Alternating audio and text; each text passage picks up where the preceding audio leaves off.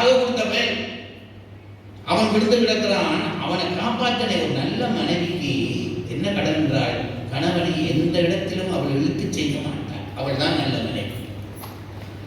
இப்ப ராவணன் அவள் மேல் காதல் கொண்டவன் என்று தெரியும். இவள் என்ன சொன்னால், இல்லை அவன் மனதில் நான் தான் இருந்தேன், சீதை இல்லை. இதை எப்படி சொல்றது? எளிமை நண்டு நான் தான் இருந்தேன், சீதை இல்லை என்று சொன்னா அது அசிங்கமா இருக்கும். அவள் என்ன சொன்னால், இந்த ராமன் போட்ட அம்பு வெள்ளு கூட இருக்க இடமில்லாம உள்ளுக்கு துளைச்சு என்னத்தையோ தேடிச்சு. என்னத்தை தேடிச்சு? சீதை மேலே இவன் கொண்ட காதல் இருக்கிறதோ என்று தேடிச்சு. காதல் பெருசிருந்தா அவனுக்கு குத்தி இருக்குமே, வெள்ளி இருக்க இடமில்லாமல் தேடிச்சுட்டா என்ன அர்த்தம் தெரியுமோ? சீதை மேலே இவன் காதல் கொள்ளவில்லை, என் மேல் தான் காதல் கொண்டிருந்தான் என்று அவள் அந்த போர்க்களத்திலிருந்து நிரூபித்து விட்டு, அதுதான் எங்க ஆசிரியர் சொல்றான். சுற்றி வரை எல்லாரும் நின்றிருப்பார்கள். ராமன் லட்சுமணன் எல்லாரும் கூட்டமாக நின்றிருப்பார்கள். சீதை இந்த மண்டோதரி திடீரென்று எழுப்பினான். திடீரென்று எழுப்பி எல்லாரையும் விலத்தி விட்டுட்டு அந்த பக்கம் போனான். ஒரு மூலையில போனான். மூலையில் நின்று என்னமோ சொன்னான். டக்கட்ட உயிர் போயிட்டு இருந்தான். தனி நின்று அழைத்து உயிர்த்தாள்.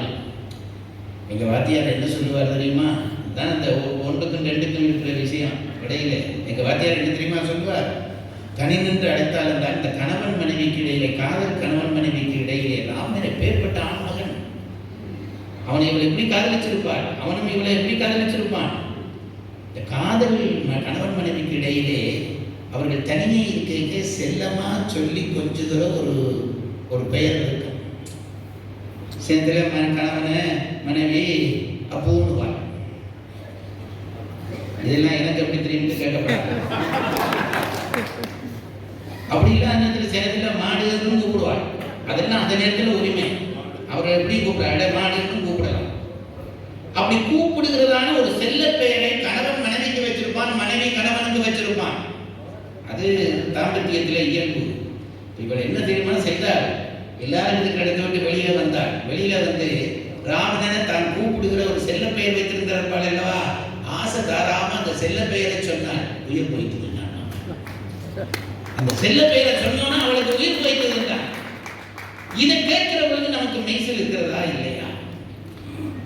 அப்படியான முடிவு என்னதான் சார் சொல்கிறீர்கள் என்றால், ராவணன் என்கின்ற தந்தை சுயநலவாதியாக இருந்தான்.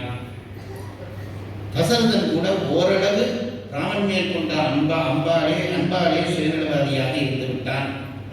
ஆகவே தந்தை மகன் உறவு என்பதிலே சிலிப்பான இடங்கள் இருந்தாலும் அது முற்றாக நம்மை ஈர்க்கவில்லை. தம்பிக்கும் அண்ணனுக்குமான உறவு என்பதிலே நல்லது இருந்தது, ஆனால் தீயதும் இருந்தது. அதே ராமன் குடும்பத்தில் லட்சுமணன் அண்ணனுக்கு ஆட்சி இல்லை என்றுடன் பரதனை நாய் என்று பேசினான். அதுபோல வாலியை சுக்ரீவன் கொல்லும்படியாக தூண்டினான். ராமனை கொல்லும்படியாக தூண்டிவிட்டார் எல்லாருமாக சேர்ந்து.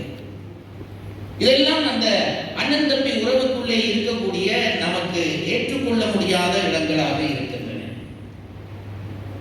கணவன் மனைவி உறவுக்குள்ளே விதிவிலக்காக இருக்கிறவள் கையை மட்டும்தான். அவள் கூட தானாக கெட்டவளாக மாறவில்லை, இன்னொருத்தியாலே கெட்டவளாக மாற்றப்பட்டாள். மற்ற எல்லா மனைவியரும் கணவன் மேல் கொண்ட அன்பு என்பது ஆச்சரியப்படத்தக்க சிலிர்க்கத்தக்க உறவாக இருந்தபடியால் கணவன் மனைவி உறவே அதிகம் சிலிர்க்க வைக்கிறது.